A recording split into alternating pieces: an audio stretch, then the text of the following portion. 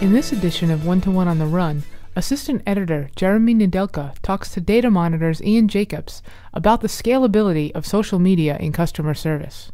So I've gotten a chance to look over some of the details of the report. I was hoping you could start by just sort of summing up the key takeaways for me. Key takeaways. All right. Well, first off, the report isn't just about customer service and social networking, although it does talk about that.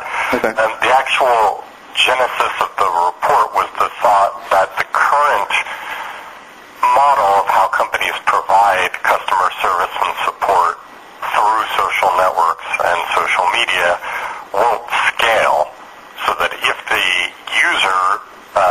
usage of social networking continues to ramp up at the rate that it has been, companies don't have the resources to provide the type of support that they're doing now on a mass scale.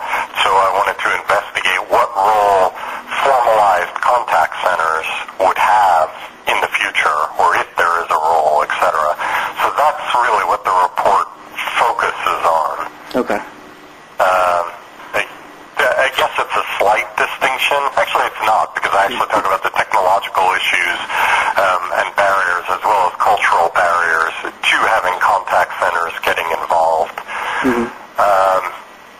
So the key messages, social networking usage is taking off.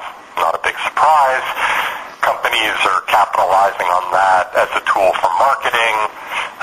That leads customers to start to seek out customer service type interactions, and companies are starting to figure out ways to provide that service.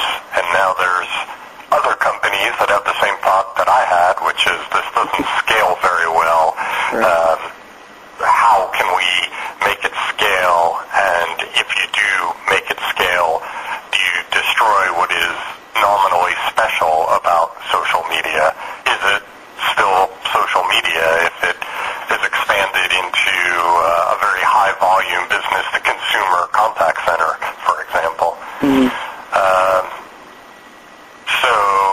I talk about some of the benefits that would happen. So social media interactions that take place through the contact center would provide the type of visibility, manageability, accountability, auditability, all those ilities that a contact center would normally provide, and is now difficult to get from, for example, somebody in your own organization providing support on Twitter, just on their own. And I guess those are sort of the key messages. There are a lot of problems with the idea of doing this sort of social network-based customer service through contact centers. Some of those are technological, and some of them are cultural barriers. And both of them actually would need to get worked out before this becomes a widespread idea. But we are starting to see companies try and figure out ways to at least use the social networking interactions, even though they may be qualitatively different, in the same sort of quantitative analysis that they're doing on their other types of interactions.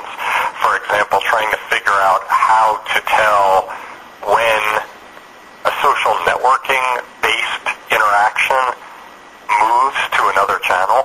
Right now, a company, the forward-thinking companies that are doing customer service on social networking can handle an interaction via social networking and can handle an interaction over the phone, but those tend to be siloed and treated as separate interactions. But it's quite possible that they're actually the same interaction in the customer's mind.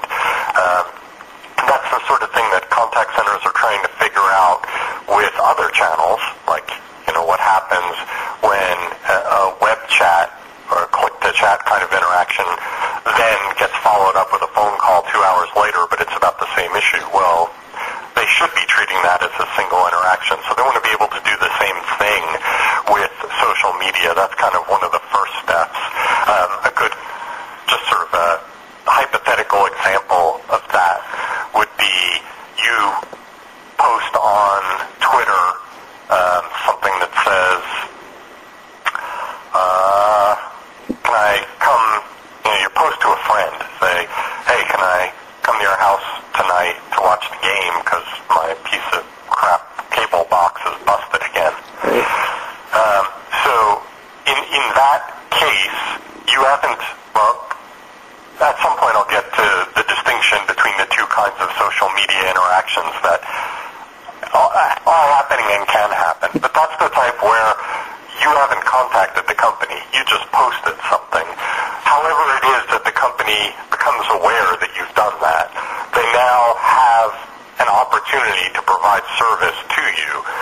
But if they have some kind of integration between their social networking system support system and their contact center support system, like CRM applications, case tracking applications, they can try and figure out who you are based on information you've provided either to the social network or via your profile, etc., and then can figure out whether you've already contacted them about this issue.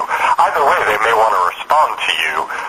If you haven't, in fact, called them, they can proactively reach out to you and say, hey, we're really sorry you're having a problem with your cable, and I know this isn't going to be in time for you to get to watch the game tonight, but can we, call you and figure out what the issue is and maybe provide you some support? And by the way, here's, some loyalty or save effort. Here's a coupon for a free month of service or whatever.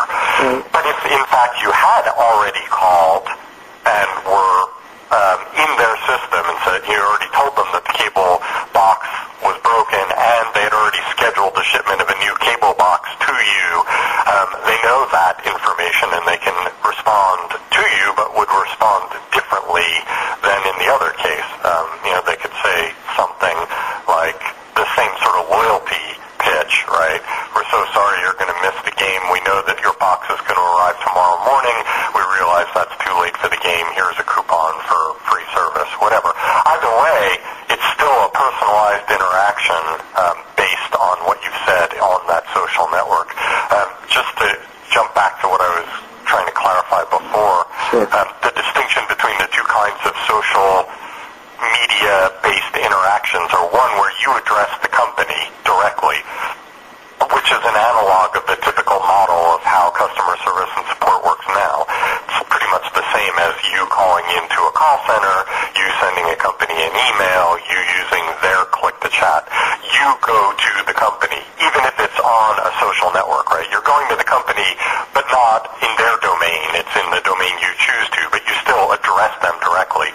The other is the type that I was just talking about, where the company actually has to figure out that you're even talking about them, but you're not even dealing with the company. You're in your own space, the social network, and you're dealing with your social network in the older sense, right? The people that you choose to include in your network.